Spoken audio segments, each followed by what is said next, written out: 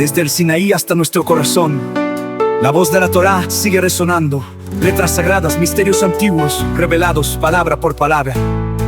Parashá por parashá, por verso, una luz se enciende en cada estudio.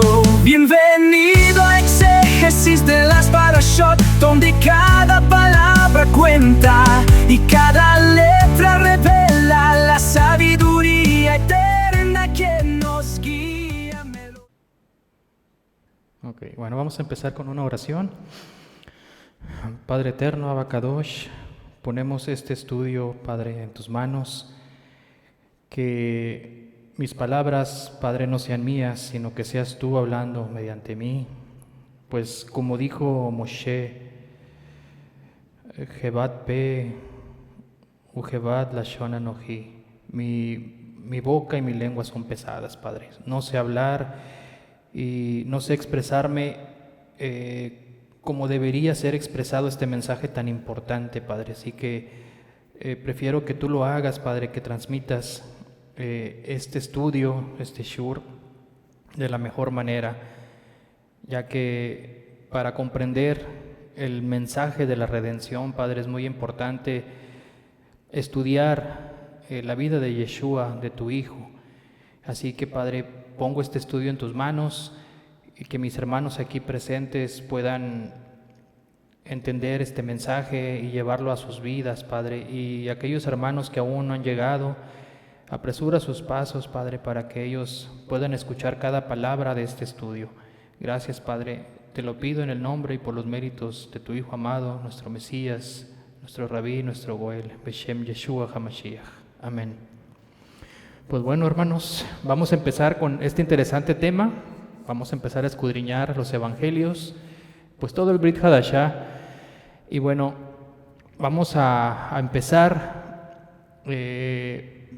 analizando la figura de Yeshua, que es muy importante, es fundamental para comprender lo que significa la salvación en la fe mesiánica. La redención en toda la Torá, en los profetas, es el leitmotiv. ¿Sí saben lo que es un leitmotiv? O sea que es el eje central, es como la repetición de un tema importante. Entonces, en toda la escritura, en todos los Sifrei Kodesh, es el eje central, es el leitmotiv. Entonces, para entender la figura del Mesías y su acto redentor, es importante que comprendamos, que analicemos su vida, su sacrificio, que estudiemos los evangelios, que son la parte medular de toda la escritura. Entonces, este acto redentor de Yeshua se presenta en los evangelios como el cumplimiento de las promesas mesiánicas hechas a Israel. Entonces, la proclamación de estas noticias se les denomina evangelio. Entonces, por tal motivo, el Brit Hadashah fue escrito en su mayor parte en griego. ¿Para qué? Para que fuera el mensaje más accesible. Aquí vemos la mano del Eterno, ¿verdad? En las traducciones, en cómo se ha llevado el mensaje. En nuestros días, pues tenemos a nuestro alcance, pues la traducción a nuestro idioma.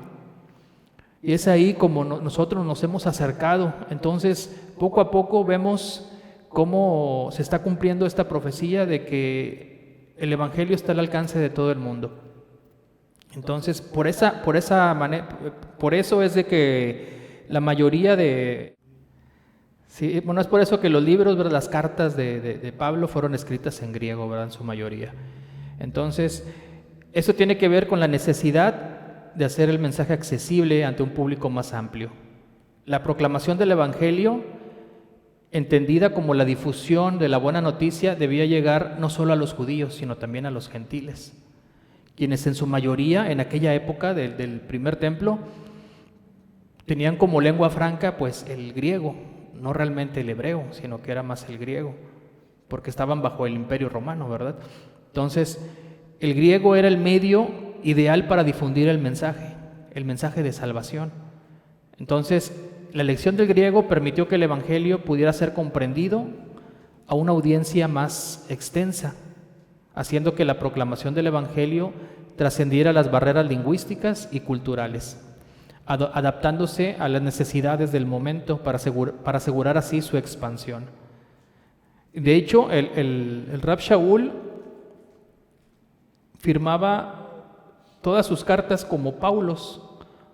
Eso lo encontramos en 2 de Tesalonicenses 3:17. Es un ejemplo de cómo el griego tenía relevancia en aquella época.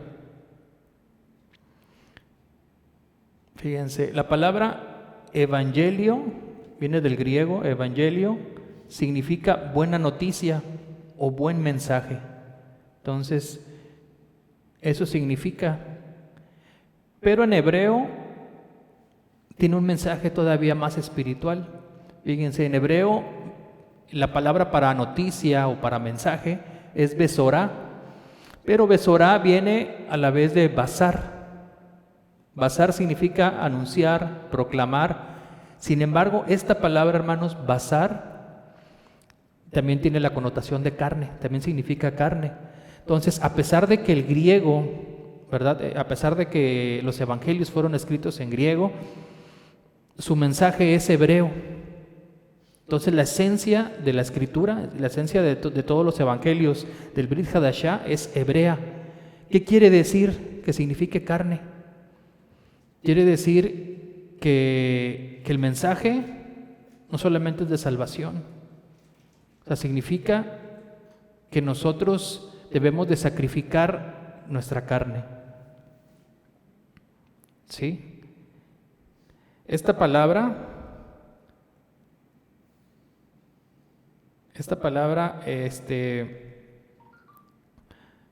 dice, no solo es una proclamación de buenas noticias, sino también un anuncio de liberación, ya que proclama que Yeshua nos libera de la esclavitud de la carne. Así es. Como está escrito en Romanos 7:25, fíjense. Gracias doy a Elohim por Yeshua HaMashiach Adoneno, Señor nuestro. Así que yo mismo con la mente sirvo a la Torah de Elohim, más con besarí, con mi carne, a la ley del pecado.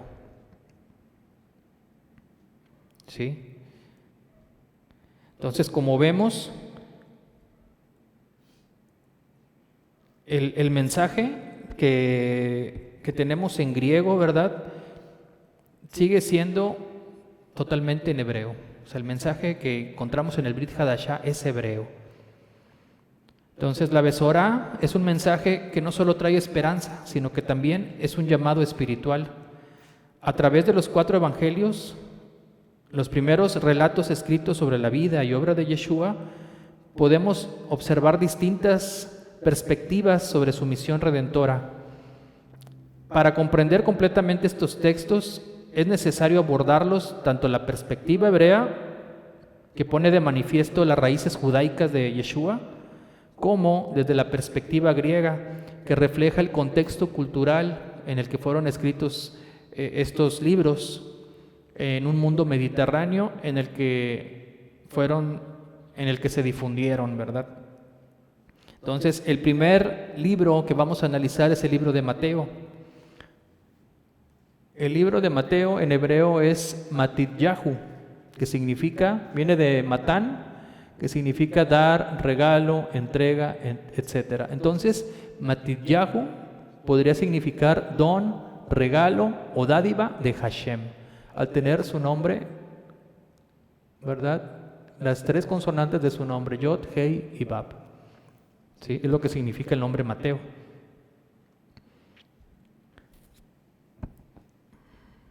Y ahora, aunque la autoría de los evangelios no está claramente definida, tradicionalmente se les ha asignado el nombre de sus presuntos autores: Mateo, Marcos, Lucas, Juan.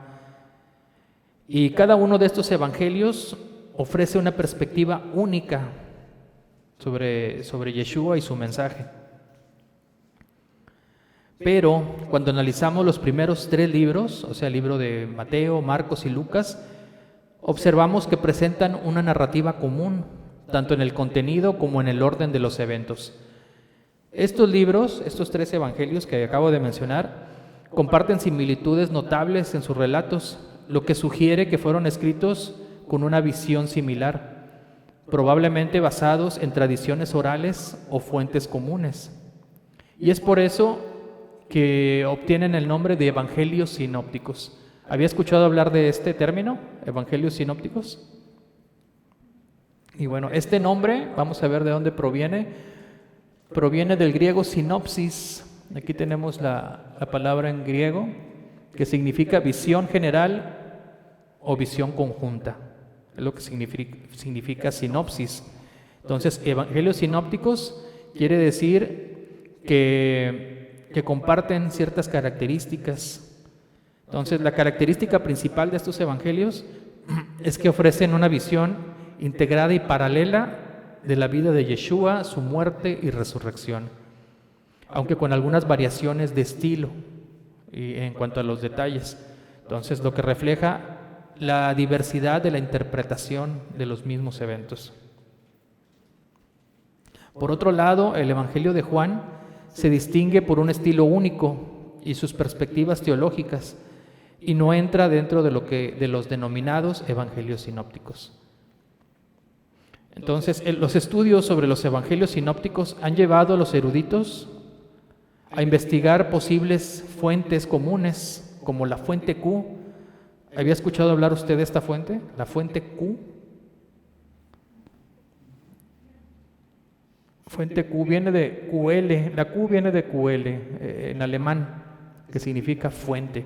Entonces, la teoría que proponen estos estudiosos es de que hubo anteriormente un protoevangelio, un evangelio primitivo, en el cual estos 3 evangelistas, a saber, Mateo, Marcos y Lucas, se basaron en para escribir los evangelios. Entonces, aunque no han encontrado un escrito, ¿verdad?, que avale esta teoría, pues muchos estudiosos apuntan a que se basaron en algo, ¿verdad?, de estos evangelistas. Entonces, realmente es una colección hipotética de dichos de Yeshua antiguos, que podrían haber estado en circulación en la época posterior al sacrificio de Yeshua. Se dice que en los años aproximadamente 65 a 95 de nuestra era, ¿verdad?, estuvieron en circulación estos escritos. Pero muchos estudiosos llegan a la conclusión de que nunca existió tal protoevangelio, ¿verdad? Y también la teoría de esta fuente Q mencionan que Mateo y Lucas se basaron en el Evangelio de Marcos para redactar sus evangelios. Ok, muy bien. Entonces, hay algo que desacredita la fuente Q, ¿verdad? Y esto es la genealogía que presentan Mateo y Lucas. Si observamos en los 4 evangelios, solamente Mateo y Lucas ofrecen una genealogía de Yeshua. En cambio, Marcos se centra más en las acciones y el ministerio de Yeshua, así como en su muerte y resurrección. Por otro lado, el evangelio de Johanán, el evangelio de Juan, empieza su libro con una declaración profunda y espiritual acerca de la naturaleza del Mesías, describiéndolo como la palabra del Eterno, como la palabra de Elohim. Vamos a ver las genealogías de Yeshua. Fíjense, ¿si han analizado bien las genealogías, tanto de Mateo como la de Lucas? Ajá. Son totalmente diferentes ambas genealogías. Vamos a analizar a las 2 genealogías porque es importante para seguir escudriñando este libro de Mateo. Fíjense, así es como la encontramos en las traducciones. Mateo hace una hace una división de tres bloques de nombres. Y dice Mateo que de Abraham a David hay 14 generaciones. De David hasta la deportación de Babilonia, 14 generaciones. Y de la deportación a Babilonia hasta Yeshua, 14 generaciones. Pero si hacemos una relación de la genealogía de Yeshua, vemos que aparentemente falta un nombre. Deberían de ser 14 grupos de 3, de 14. 14 de Abraham a David, y luego 14 en el segundo grupo y 14 en el tercer grupo. Sin embargo, aparentemente falta alguien más. ¿Por qué? Bueno, antes de dar respuesta, vamos a checar la otra lista. No, perdón, esta es la misma de Mateo, pero con la inclusión de Abner. Esta lista la ofrece la versión hebrea en un momento les voy a decir. Dutilet es la versión hebrea del libro de Mateo. Y también en el Código Real la encontramos. Entonces, ¿cuál es la inclusión? La inclusión de Abner. Y aparentemente aquí ya está completa la lista de la genealogía, ¿verdad? Con Abner. Faltaría ver qué tan acertada es esa traducción, ¿verdad? Ahora vamos a ver la que ofrece ahora sí Lucas. Lucas ofrece una lista más extensa todavía. Si se dan cuenta, aquí hay 3 grupos, 3 columnas de 19 cada una. Pero incluí desde Abraham para que pudieran comparar a la genealogía que presenta el Evangelio de Mateo, porque Lucas sigue describiendo a los antepasados de Yeshua de adelante para atrás hasta llegar a Adán y hasta llegar a Elohim. Entonces, ¿por qué? ¿Por qué hay 2 genealogías de Yeshua? Es la pregunta. ¿Alguien que pudiera dar respuesta? Antes de seguir analizando. ¿No? ¿Nadie? Ok, bueno, vamos a continuar. Fíjense. Lucas sigue mencionando, ¿verdad? Menciona también a Terach. Tenemos a Abraham, pero Lucas sigue mencionando a Terach, hijo de Nahor. Terach fue el padre de Abraham. Y luego tenemos al hijo de Nahor, el hijo de Serug, hijo de Reú, hijo de Peleg, hijo de Eber, hijo de Shelah, hijo de Kenán, hijo de Arpaxshat, hijo de Shem, hijo de Noach, hijo de Lemech, hijo de Metushelach, hijo de Hanoch, hijo de Yered, hijo de Mahalalel, hijo de Genán, hijo de Nosh, hijo de Shet, hijo de Adam e hijo de Elohim. Fíjense cuántos son. Fíjense, y en la versión hebrea, la de Dutilet, encontramos la primera discrepancia. Vamos a ver la otra genealogía. Es esta. Fíjense, en la versión, me voy a regresar tantito. Esta es la de Lucas, esta es la de Mateo. Fíjense. Según aquí en la de Mateo, Hezrón es padre de Ram. Es padre de Ram. La primera discrepancia. Aquí Hezrón, los hijos de Hezrón, según el libro de las crónicas, es Jeramel, Ram, que ya vimos en la lista que presenta el Evangelio de Mateo, y Kelubai. Pero en la lista de Lucas se presentan 2 personajes inéditos que no aparecen en las crónicas. El libro de las crónicas menciona a todos los descendientes, ¿verdad?, de los hijos de Israel. Pero aquí tenemos 2 personajes inéditos, ¿verdad? Arni y Admin. ¿Quiénes son estos personajes? Que no aparecen en la Torah, no aparecen en el Tanaj, no aparecen en el libro de crónicas. ¿Quiénes son? Fíjense. Algunos estudiosos sugieren que Arni podría ser una variante o transliteración de Ram, que es el hijo de Hezrón, Ram. Aunque este nombre no se menciona directamente en los textos hebreos tradicionales, su inclusión en el Evangelio de Lucas podría ser el resultado de una tradición genealógica distinta que el evangelista pudo haber utilizado. De manera similar, el nombre Admin no tiene una correspondencia directa en los registros del libro de las crónicas, pero podría representar una variante de un nombre similar en las fuentes orales o escritas. Al ser un autor que escribía para una audiencia gentil, el evangelista podría haber adaptado los nombres para hacerlos más accesibles o comprensibles al público gentil. ¿Sí? Ahí tenemos esa discrepancia. Y aún hay más que tengo para mostrarles. Ahora, la segunda discrepancia es en el nombre de Shlomo.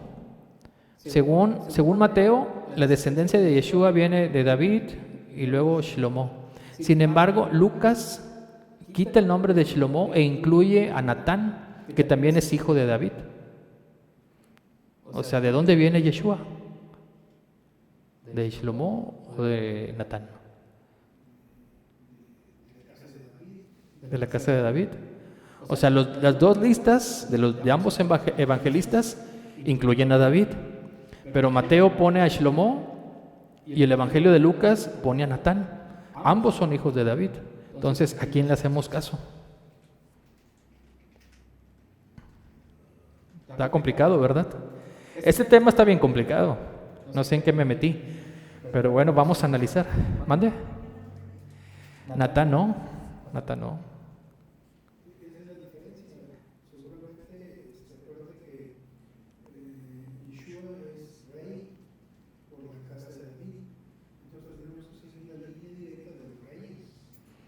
Así es. Bueno, no me adelanto, vamos a proseguir. Fíjense, y bueno, de ahí en adelante, tenemos aquí la lista. De aquí en adelante, la lista es completamente distinta. Después de David, aquí tenemos la primera controversia, ¿verdad? En Hezrón. Mateo dice que aquí, donde están estos dos, está Ram. La segunda controversia es aquí. David y Mateo presenta aquí a Shlomo. Lucas presenta aquí a Natán. Bueno, a partir de aquí, casi toda la lista es diferente. A excepciones de, por ejemplo, de Shealtiel y Zerubabel. Pero todos los demás son distintos.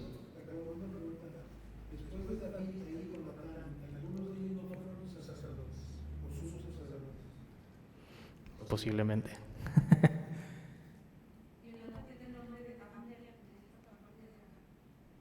Ajá, en la de Mateo. Aquí no está Abner. Sí, en la versión hebrea supuestamente, en la de Dutilet y en la del Código Real aparecen Abner. Bueno, vamos a seguir. Entonces, ¿quién tiene la razón? Y la pregunta que les hago.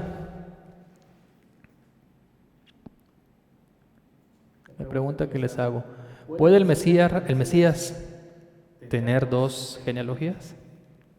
No, ¿por qué no?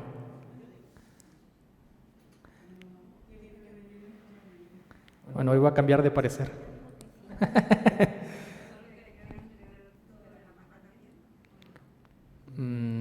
Hay una teoría también que dice que la genealogía de Lucas es de Miriam, pero no es acertada. Hoy vamos a ver por qué. Está muy interesante este tema. Ok, entonces, ¿qué opina el público? ¿Puede el Mesías tener dos genealogías? Sí. Para usted no.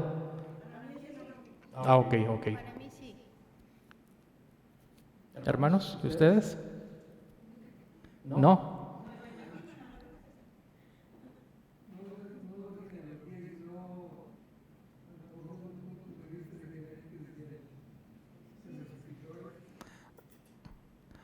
Ahora, ¿nosotros tenemos cuántas genealogías?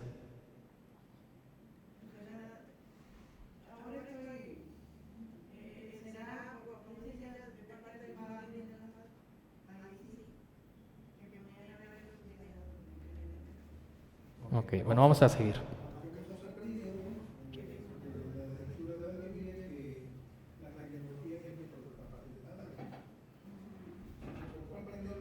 Sí, así es, por parte del hombre.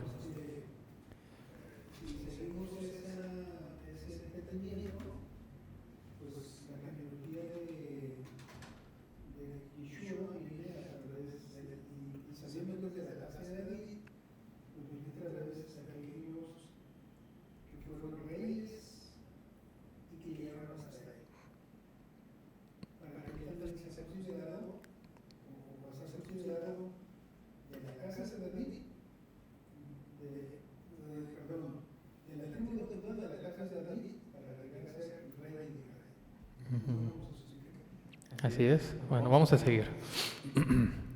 Ok, vamos a contestar la primera cuestión, la lista que ofrece Mateo. Vamos a corregir la lista que viene, pues viene mal.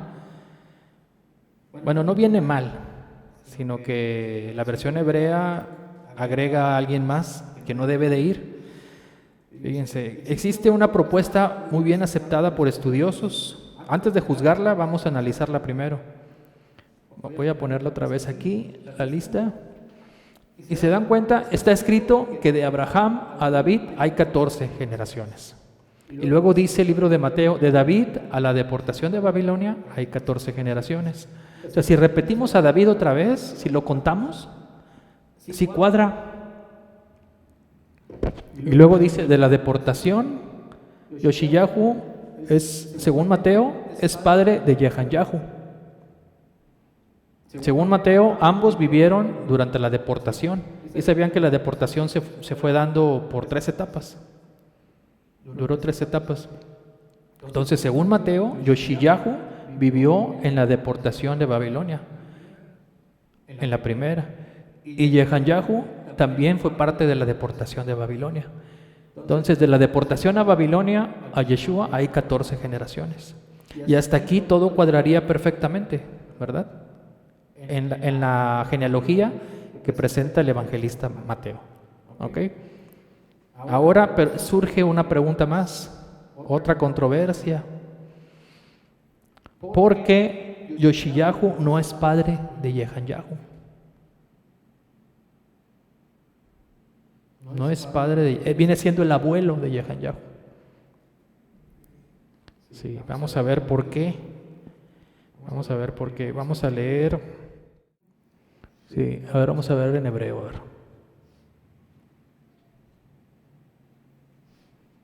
Dice, hijos de Josías. Aquí está Yoshiyahu, Abejor, Yohanan.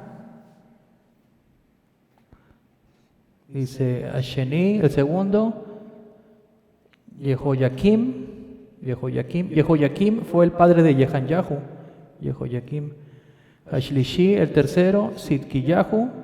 Harvi, el cuarto, Shalum. Entonces dice aquí Jehoyakim, Ubene, Jehoyakim, perdón. Dice Jehanyahu. Este es Jehanyahu, miren. Jehanyahu. Este es Jehanyahu. Entonces, Yoshiyahu era el abuelo de Jehanyahu. ¿Sí? No sé si me estoy explicando. Sí, ¿verdad? Jehanyahu. Ok, vamos a regresarnos.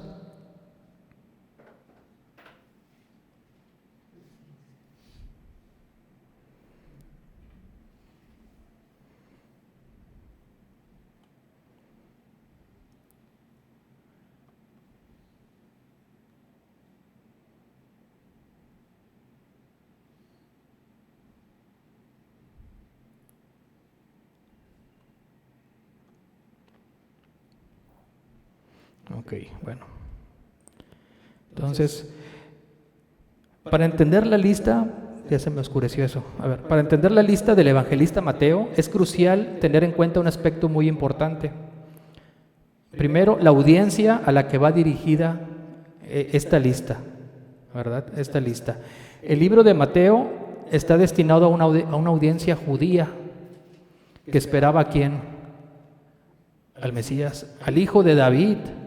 Entonces, el propósito del evangelista era demostrar que Yeshua era esa descendencia prometida, el legítimo heredero del trono de David. A ver, ya me abrió esto.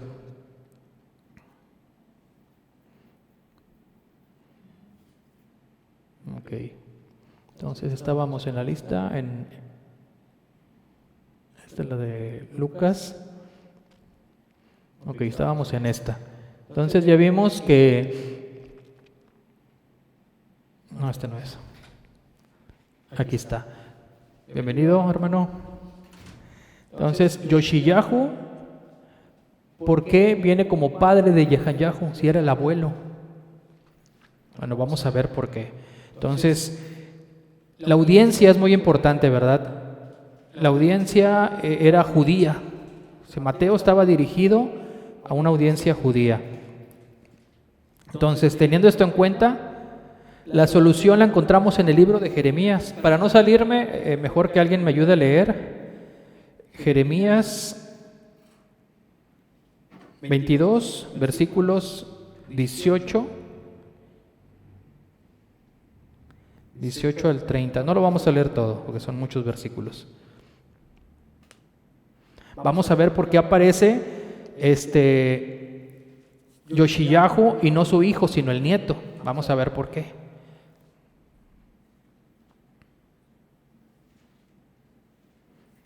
Si quieren yo lo leo y ustedes síganme con la lectura. Fíjense. Jeremías 22, versículos 18 al 30. Fíjense, dice así: por tanto, así ha dicho Adonai acerca de Jehoiakim, hijo de Yoshiyahu, o sea, de Josías, rey de Yehudá. No lo llorarán diciendo, ay hermano mío, ni lo lamentarán. Yo aquí me adelanté, dice, como un asno será enterrado, arrastrándole y echándole fuera de las puertas de Yehushalayim. ¿Sí me están siguiendo? Dice, te haré llevar cautivo a ti y a tu madre que te dio a luz, a tierra ajena en que no nacisteis, y allí moriréis.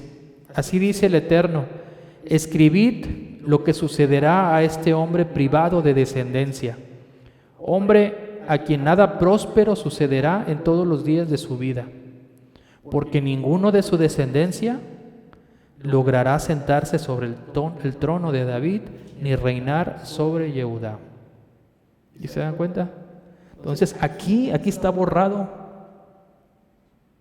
Aquí está borrado, por eso no aparece él, aparece su hijo, Jehanyahu. Sí, o sea, el hijo de ¿cómo se llama? De Jehoiakim. Entonces, Yoshiyahu es el abuelo, pero espiritualmente es padre de Jehanyahu. ¿Sí? ¿Sí se dan cuenta? Entonces, la genealogía, si se pueden dar cuenta, no es biológica. La genealogía no es biológica.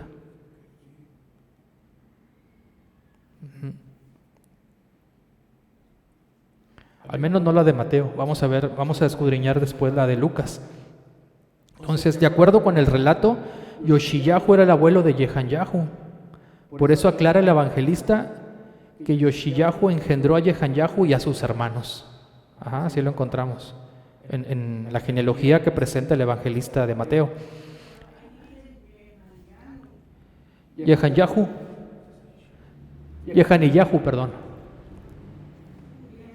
Es Jehaniyahu, perdón, sí. Entonces, Yoshiyahu es padre de Jehanyahu. Y hay muchos factores, hermana, en los que culturalmente e históricamente alguien que no es de su familia o es pariente que no es padre, llega a ser su padre. No sé si me explico. Y vamos a analizarlo más adelante.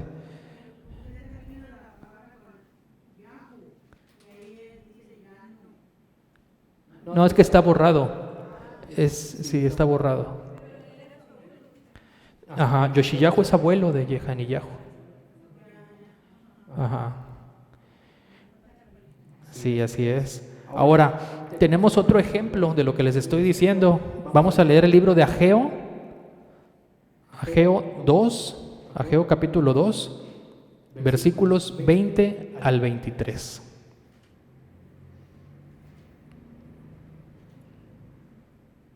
Cuando ya lo tengan me dicen, si quieren yo se los leo y nada más me siguen.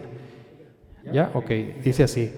Habla a Zerubabel, gobernador de Yehudá, diciendo: yo haré temblar los cielos y la tierra, trastornaré el trono de los reinos y haré que sea destruida la potencia de los reinos de las naciones. Volcaré carros y aurigas y caerán caballos y jinetes, cada uno por la espada de su propio hermano. En aquel día, dice Adonai Sebaot, te tomaré, fíjense bien cómo lo llama, oh Zerubabel ben Shaltiel. Zerubabel ben Shaltiel. ¿Por qué lo llama así? Hijo de Shaltiel. Dice, y sigue diciendo: siervo mío, dice el Eterno, y te pondré como un anillo de sellar, porque a ti te he escogido, dice Adonai Sebaot. Sin embargo, fíjense, aquí lo llama hijo de Shaltiel. Sin embargo, Zerubabel no es hijo de Shaltiel, es hijo de Pedayá. Y eso lo comprobamos en Primera de Crónicas 3:19. A ver, alguien que me ayude a leerlo.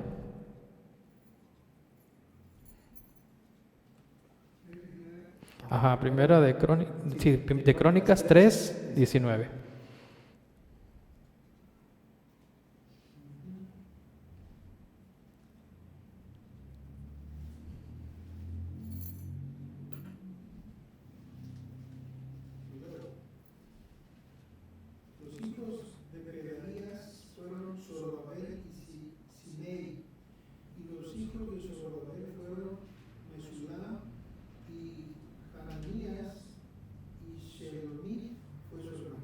Ahí está, bien claro, ¿verdad? ¿De quién fue hijo Zerubabel o Zorobabel? De Pedaías. En cambio, en Ageo, en el libro del profeta Ageo y en la lista que nos ofrece el evangelista de Mateo, lo ponen como hijo de Shaltiel. Ageo lo llama Zerubabel ben Shaltiel. A ver, que alguien me explique. ¿Por qué? Otra vez, las genealogías que presentan tanto el libro de Mateo como el libro de Lucas no son biológicas. Y hay muchos factores culturales e históricos que lo comprueban. O sea, en la escritura lo podemos comprobar. Y fíjense, Zerubabel es un personaje histórico, iba a decir, pero no, espiritual, que alude al Mesías. Es una figura mesiánica. Zerubabel fue un líder importante. Pudo ser rey Zerubabel. Tenía el linaje para ser rey, pero no lo fue. Y no lo fue porque fuera descendiente de la línea de Jehoiakim. Ya ven que el Eterno lo borró, lo maldijo, sino por cuestiones históricas, porque en aquel entonces oscuro, en aquel tiempo oscuro para la casa de Judá, era gobernada por los persas. Entonces sí ocupó un cargo sí, importante. Él fue gobernador, pero bajo el imperio persa, bajo el dominio del imperio persa. Entonces, durante su mandato, Zerubabel lideró la construcción del segundo templo, después del exilio, ¿verdad? Ya sabemos la historia, que después de la destrucción del templo, del primer templo por los babilonios, pues Israel atravesó una época oscura, ¿verdad? Entonces, cuando regresan a Israel, Zerubabel fue el que, ¿cómo se llama? El que lideró, ¿verdad?, esta importante empresa que fue la construcción del segundo templo, ¿verdad? ¿Y se acuerdan quién era sacerdote en aquel tiempo?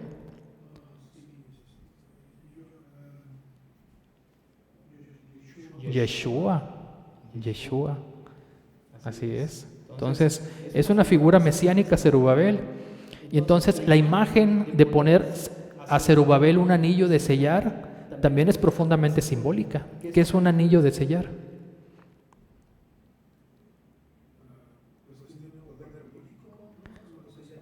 Exactamente, exactamente. Entonces, es simbólico. En la antigüedad, los anillos de sellar eran utilizados por los reyes para autenticar documentos oficiales y confirmar decisiones, tanto oficiales o militares, etc. Entonces, al poner a Zerubabel un anillo de sellar, Hashem está indicando que él va a tener la autoridad para actuar bajo su nombre. Y representa al Mesías, es una figura 100% mesiánica. Entonces, esta profecía tiene implicaciones escatológicas. Zerubabel representa a Yeshua, al regreso de Yeshua. Y también esto le da legitimidad no nada más a la lista que presenta el Evangelio de Mateo, sino también la de Lucas. Vamos a ver por qué, para allá vamos.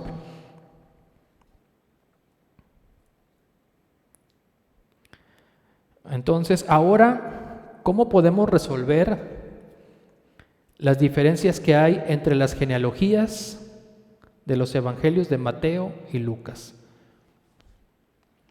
Todavía hay muchas diferencias que vemos aquí en las listas. Ya me adelanté. Ahí donde dices que se repite el nombre de David, Ajá. tienes ahí a Abner. Aquí no aparece Abner. No. O sea, por eso es que podemos encontrar que hay una repetición de David para completar los 14. Lo que pasa es que así lo hace el conteo Mateo. De Abraham a David, 14. De David a la deportación de Babilonia, 14. Y vemos que aquí aparece Yoshiyahu. Yoshiyahu no vivió durante la deportación. Pero aquí Yoshiyahu toma el papel de padre de Jehaniyahu. Entonces es como si él hubiera vivido durante la deportación de Babilonia. Entonces, al hacer eso, espiritualmente, entonces lo que dice Mateo cobra mucho sentido.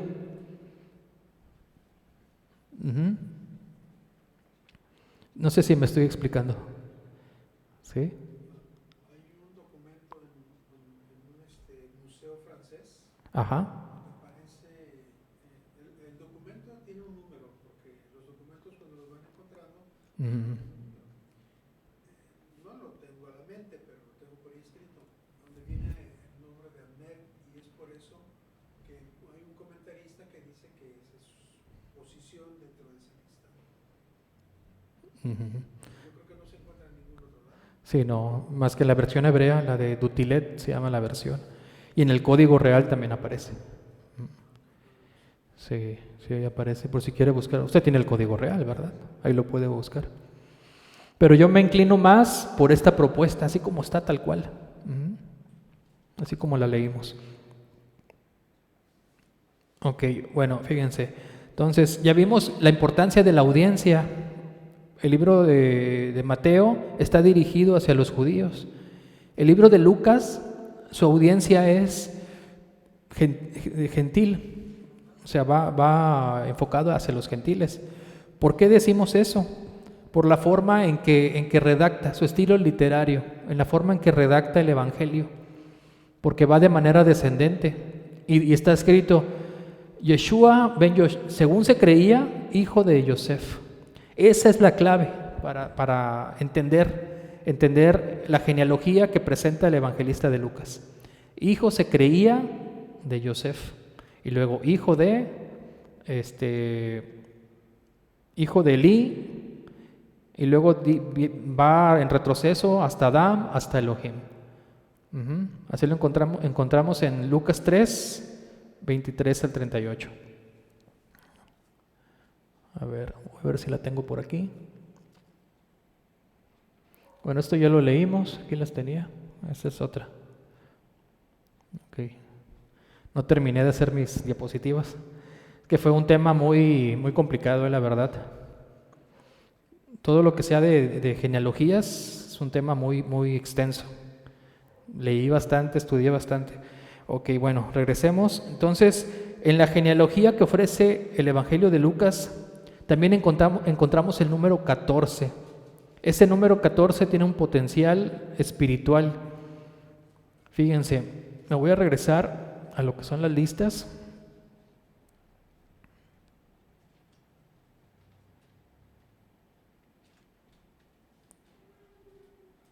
Aquí está. Si contamos estos 57 más los que no apunté aquí, o sea, el hijo de Terah hasta Noah, hasta Adán, son 77 personajes. Son 77. Y cabalísticamente el número 77 se puede reducir ¿a cuánto? A 14. Entonces el 14 es un número muy importante. Y hay un parangón con la genealogía del evangelista de Mateo, que divide 3 grupos de 14. ¿Qué significan estos 14? Estos números 14.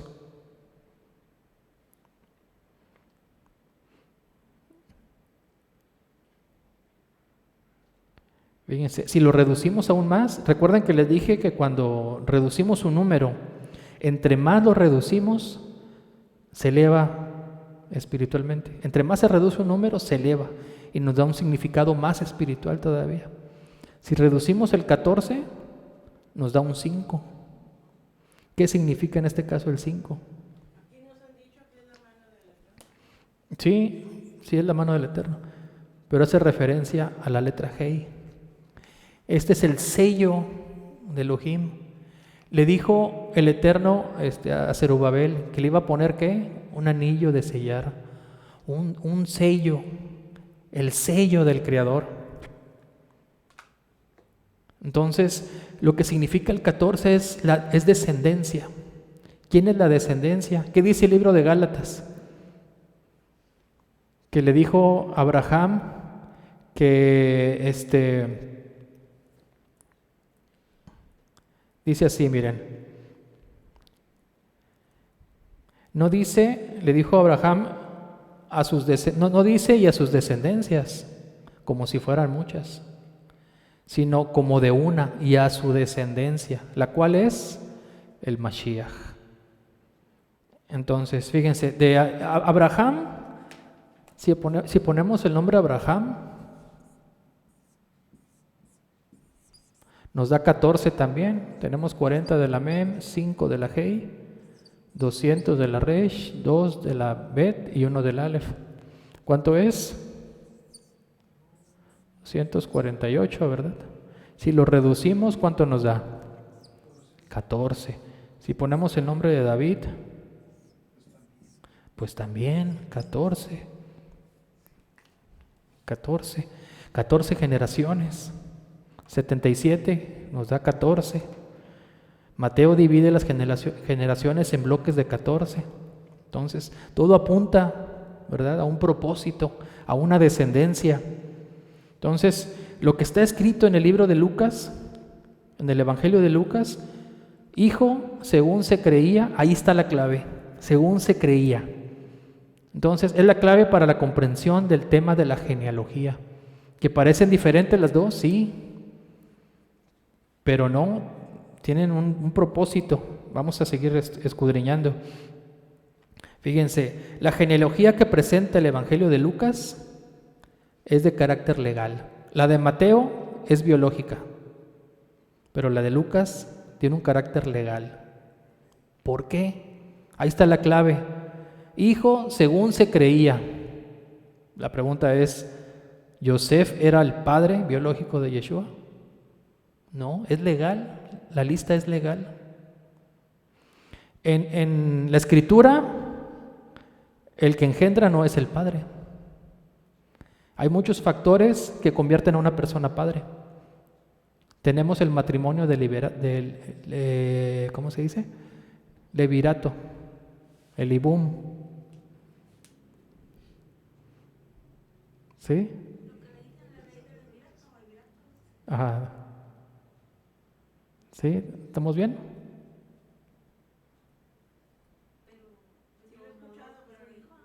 ¿Mande? No entiende bien esa ley. ¿Qué dice esa ley?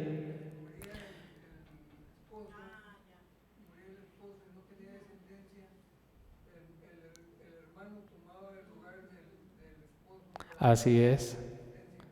Así es. El hermano tenía que desposar a la viuda. Ujú.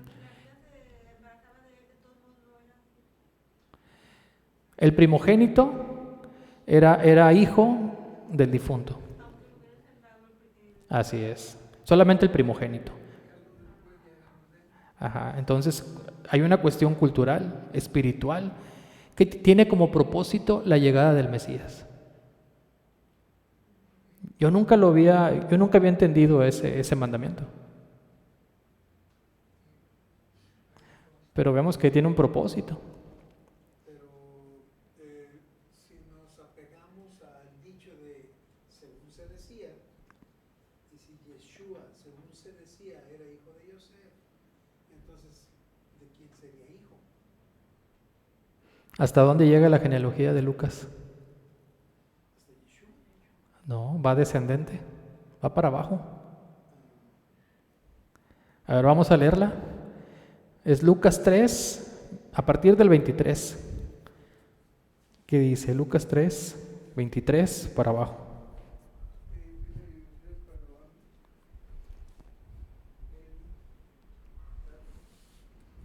Ok, o sea, va de regreso Hasta el Padre. hasta el Hasta el Padre. No, bueno, sí, pero en el punto de la venida del Mesías, se entiende que esa descendencia o ascendencia, el propósito de que fuese de la casa de David,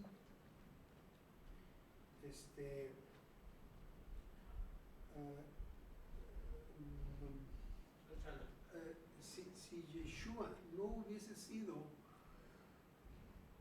de la casa de David, porque hay una creencia que fue engendrado por el espíritu de Elohim, entonces él no es candidato a ser rey de Israel, porque entonces él no sería de la semilla de la casa de David. Y la semilla no tiene vuelta de hoja, es el semen de la descendencia de la casa de David. ¿No es así? Sí, así es. Ujú. Entonces, ¿cumple los requisitos para ser el rey? La pregunta.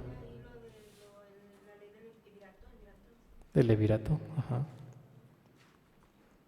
Entonces, ¿cómo entonces el padre biológico no es el padre, sino el del difunto? Ahí no está en contacto la semilla, como dice usted. ¿El padre biológico de Yeshua? ¿Quién es? ¿El eterno? No, el padre biológico. ¿Es el eterno? Sí, es el eterno. Ajá, así es. Él es el padre biológico. Por eso dice el libro de Lucas, se creía según que era Yosef, pero Yosef no era el padre biológico. Entonces, es comparable como la ley del levirato, del Ibum. ¿Cómo es posible que yo engendro un hijo, pero ese hijo no es mío? Es del difunto. ¿Que alguien me explique?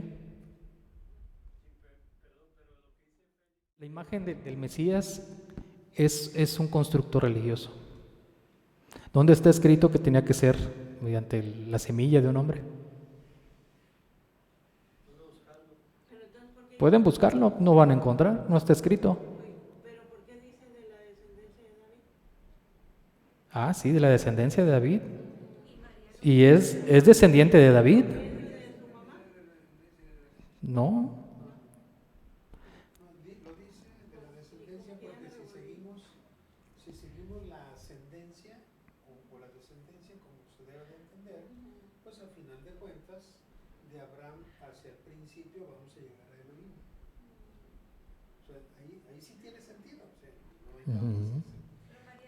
lo que También Miriam y de la descendencia de Leví. Por eso les preguntaba en un principio, ¿puede una persona tener varias genealogías? La respuesta es que sí. Exactamente. ¿De dónde somos nosotros? Somos mestizos, ¿no? A ver, bueno, está bien. O sea, ¿Y por qué digo que Miriam tenía otra genealogía? Porque era familiar de Elizabeth, de Elisheba. ¿Quién es Elisheba? La madre de Juan el Bautista. Y eran primas. Entonces quiere decir que Miriam también tiene sangre levita. Por lo tanto, Yeshua también, espiritualmente, hablando espiritualmente. Eso es espiritual, no lo quieran ver como algo carnal. Cuando Aarón se casó con Elisheba, ¿no? Y ella era de Leví. No, él era de Leví y ella era de Judá. Ujú. Sí, entonces la descendencia es espiritual. ¿Sí nos vamos entendiendo o ya nos revolvimos?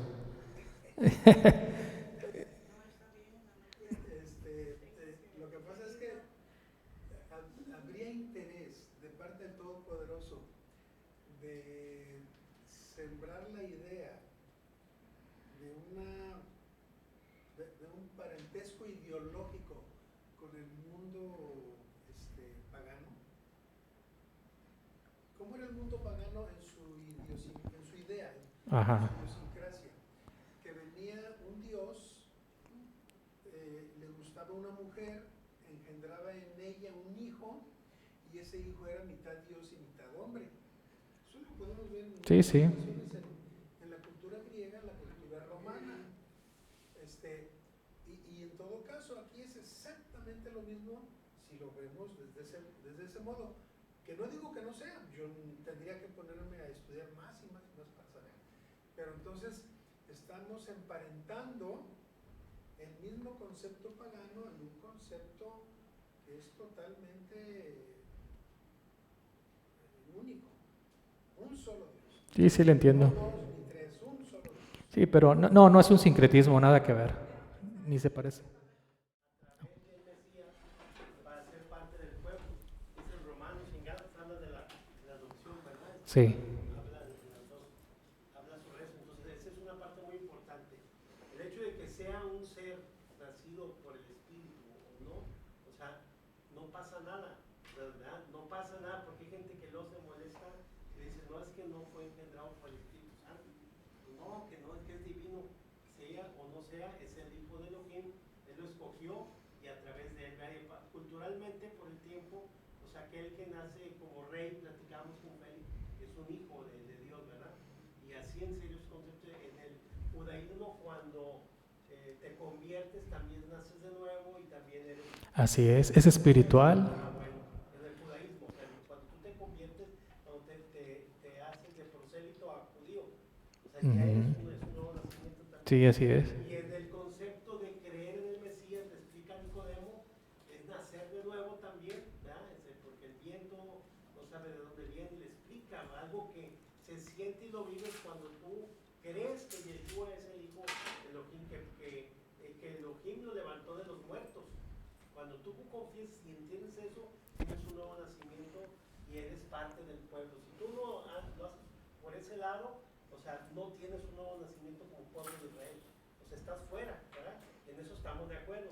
Pero aquí en Isaías, en Samuel, capítulo 7, versículo 12, dice, y cuando tus días sean cumplidos, es una visión que le están hablando el profeta David, y duermas con tus padres, yo levantaré después de ti a uno de tu linaje.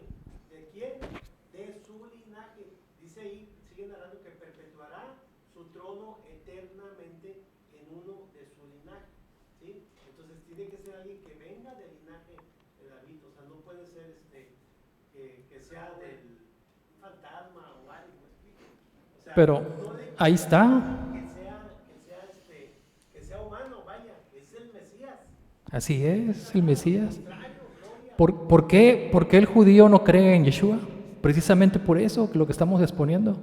Porque no viene de la semilla de un hombre.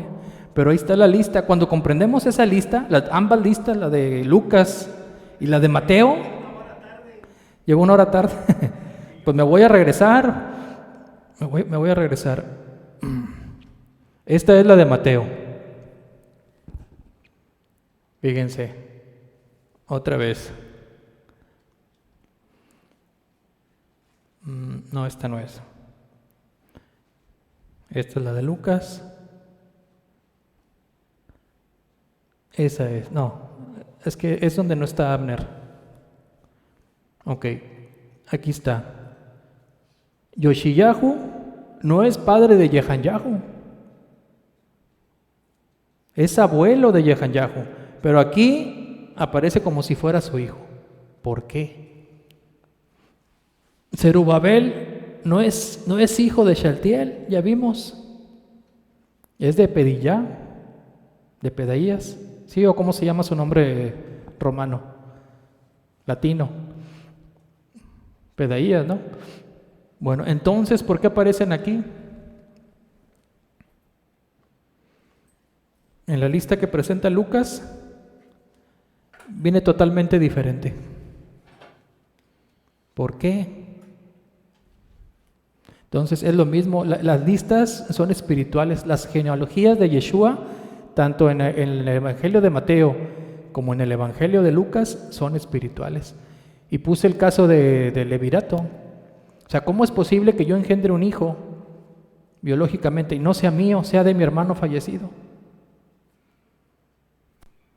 Es un concepto parecido, es espiritual.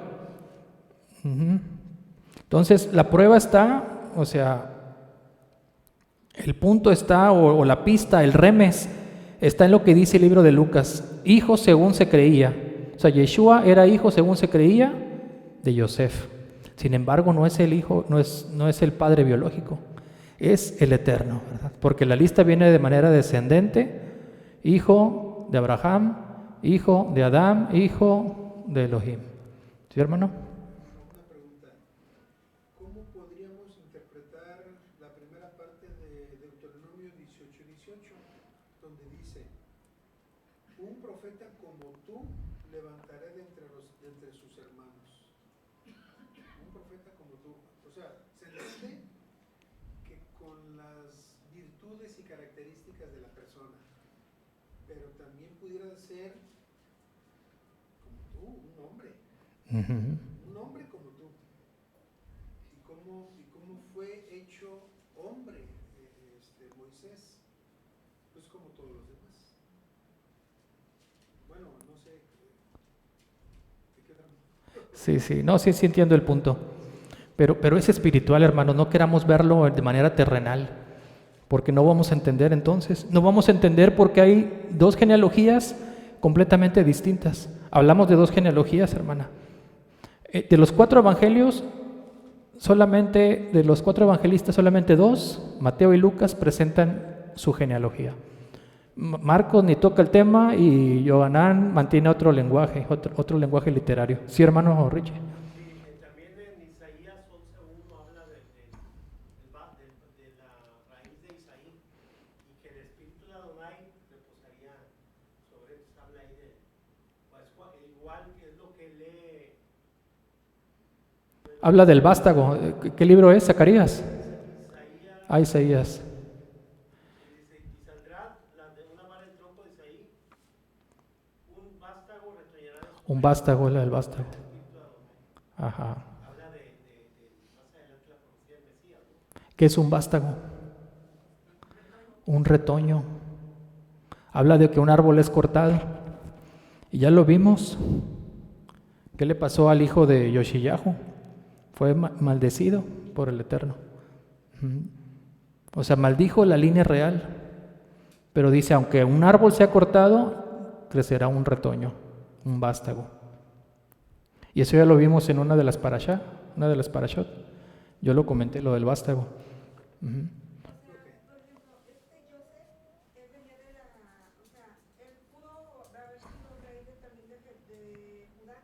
¿Quién? Joseph, el padre de Yeshua, a Joseph, porque si viene, por ejemplo, acá en esta lista está David, Salomón, y ya tienen todos ellos, y llega hasta Joseph antes de Yeshua. Ujú. O sea que él pudo haber sido rey. Pues ya no, porque ya lo leímos. Lo leímos en el libro de Ageo. ¿Sí? ¿Fue en el libro de Ageo? Ah, no, fue en el libro de Jeremías. ¿Jeremías qué fue? ¿22? Jeremías 22, 18, ¿verdad? Que maldijo el linaje. Entonces, Zerubabel no fue rey. Sí, o sea, nadie podía ser rey más que Yeshua. Yeshua, también por eso Lucas presenta otra lista. O sea, en lugar de que se contradigan, se complementan ambas. Entonces, no parece una interpretación forzada, no es forzada. O sea, las dos se complementan. Entonces, también fíjense, como ejemplo de que una persona puede tener más de una genealogía, pues está el caso ya comentado de Miriam, que siendo pariente de Elizabeth, de Elisheba, pues también era de la tribu de Leví, o sea, tenía sangre levita. Entonces, fíjense, si Miriam era levita, la pregunta que surge es, ¿Yeshua podría también fungir como sacerdote? ¿Sí?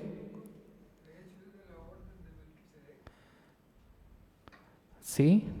Yeshua tiene dos sacerdocios. Yeshua tiene dos sacerdocios. ¿Qué implica tener dos sacerdocios? Qué lástima que no estén mis hermanos presentes. Pero ¿qué implica que Yeshua tenga dos sacerdocios? Está escrito que Yeshua es sacerdote para siempre, según la orden de Malquisedec. ¿Quién es este personaje Malquisedec? Es otro tema, pero no es Elías. Es el mismo Yeshua. Es el mismo Yeshua, Malquisedec. Es sin genealogía. No, pero alguien dijo que sin genealogía se dice porque... Sin genealogía levítica. sí, porque que se extraviaron por el tiempo los documentos y eso, no se sabía. Bueno, es otro tema, pero no me quiero meter mucho en eso porque es otro tema y es extenderme más. Pero es Yeshua. Ya luego lo vamos a ver. Entonces, ¿qué implica que Yeshua tenga ambos sacerdocios? Tanto el de Malquisedec como el de Leví. Se dice que es sacerdocio para siempre. Entonces, teniendo un sacerdocio como el de Malquisedec, quiere decir que no iba a tener sucesor. Él es eterno, siempre va a ser el sacerdote. Y el sacerdocio levítico es limitado, pero sí era necesario que fuera que fuera un sacerdocio, que tuviera un sacerdocio como Leví para ofrecerse el mismo como sacrificio. Porque dice que no vino para ser servido. Sino para servir. O sea, él tenía que servirse. Así es, él tenía que ofrecerse como sacerdote de Leví. Debía de tener también otra genealogía, otra sangre. Era importante que él fuera también sacerdote de Leví. No lo habíamos meditado.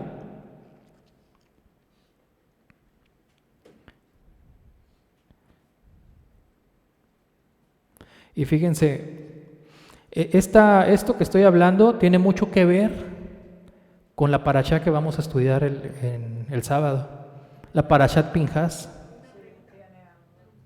¿Sí, hermana? Entonces, el sacerdocio de Yeshua, según el descendiente de Leví, Ajá. ¿termina en el sacrificio? Sí. Es para siempre, es para siempre. Fíjense qué dice Bemidbar, Números 25, 1 al 13.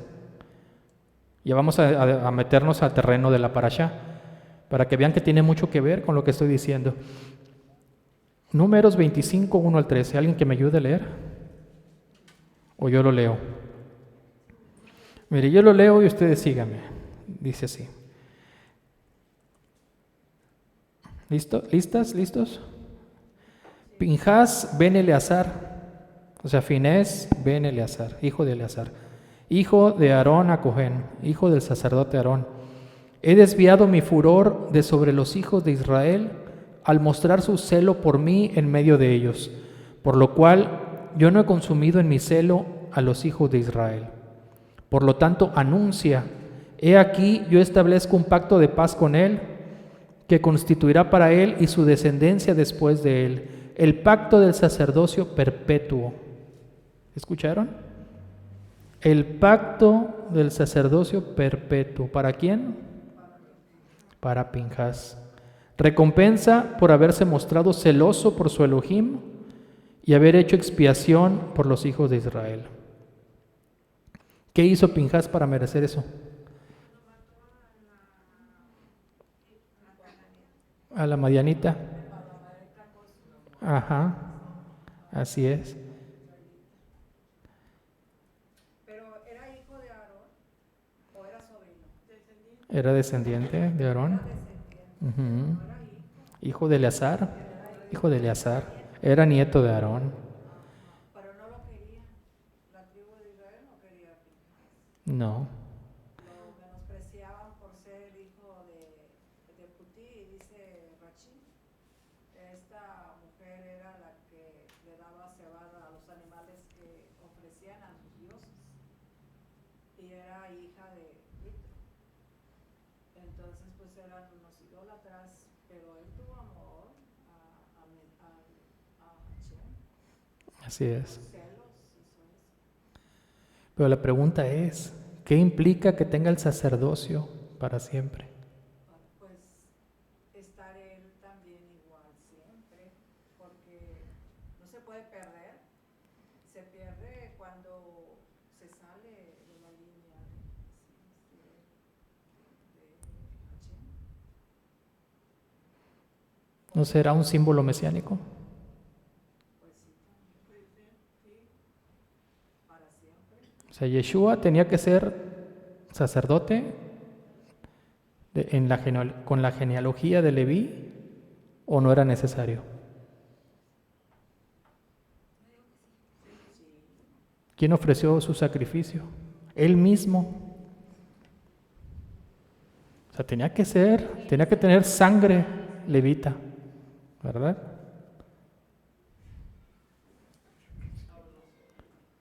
Ok.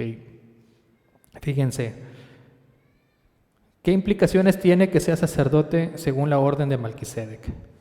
Significa que no solo depende de la descendencia de Aarón, sino que además no tendrá ningún sucesor que lo sustituya. El sacerdote Malquisedec es mencionado como rey de Salem y sacerdote del Shaddai. Entonces, él va a ser tanto sacerdote en la era mesiánica como rey, como Malquisedec. Uh-huh. El término ese de la orden de Melquisedec, ¿es porque viene también fue su antepasado? Va a ser como Malquisedec, sacerdote y rey.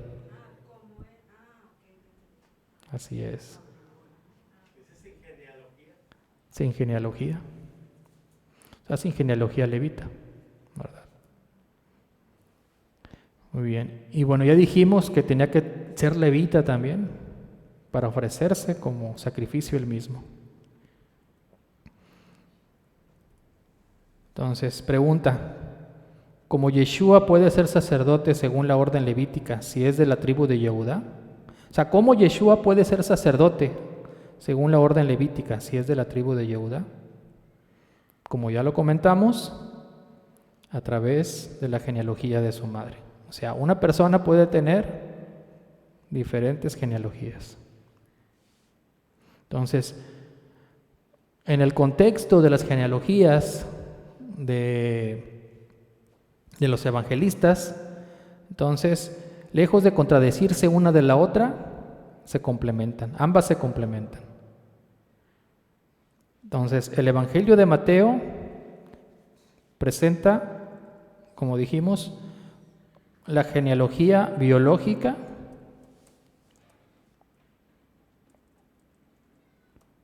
porque el mensaje estaba destinado a los judíos que esperan a Yeshua, o más bien que esperan a su Mesías del linaje de David, para que sea calificado como rey y descendiente de él. Por otro lado, el Evangelio de Lucas ofrece la genealogía, dijimos, legal.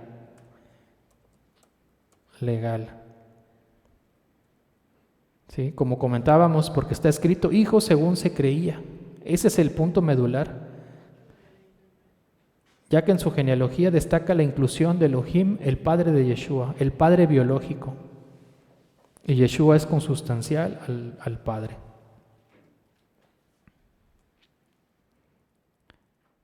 ¿Preguntas hasta aquí, hermanos?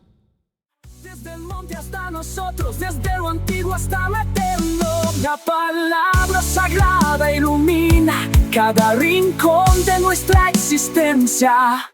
Bienvenido a Exégesis de las Parashot.